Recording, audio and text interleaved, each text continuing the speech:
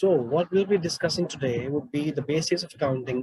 Now, what do we mean by accounting? What do we understand by accounting, and why it is necessary for any working professional, whether it be a commerce student or non-commerce background person, to understand how accounting works. So by definition, if I say, it'll be the art of recording, classifying, summarizing, analyzing, and interpretation of a financial transaction of an enterprise. Very basic. Accounting is in one equation that we'll be studying very shortly. And everybody who is working professional, he needs to understand accounting, because if you invest somewhere, you need to know how the financials work for a company. So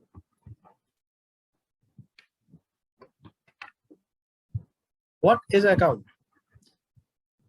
Why we study account? What is account? It is a unit of information that represents business records, because your account measures the your business financially, in monetary terms. So anything which is in a non-monetary term, which will not be a part of accounting.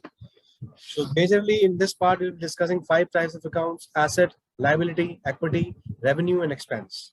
What is an asset? Anything that we own, that is in our possession, that is an asset. Whether we use it for short term or long term, that is an asset which you use in your possession. Anything which is in your possession, which is for a period of 12 months, and you have to convert it into cash, that is called as your current asset. Anything which is a long-term possession or fixed asset, that will be depreciable. So that will be for long-term asset and helping business to generate revenue for long-term, that will be fixed assets. So asset has majorly 2 classifications: fixed assets and current asset. Liability, again, we have a long-term liability and short-term liability, which has to pay it back within 12 months. That is the current liability. Long-term liability, which is due for more than 12 months. Equity, or you say the capital, that is the owner's investment, money in the business, that is called as your capital, or you say the owner's equity, or you say the equity. Revenue and expense, that is if your business generates some good amount of cash flows or incomes, that is called as revenue.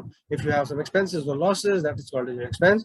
So we'll divide this classification further in the practical portion that we're studying in. So attributes, as I earlier said, the definition of accounting: the recording of business transactions. Whatever that we are making a transaction in a business, that has to have a recorded line. Invoices have to be there. Evidence has to be there.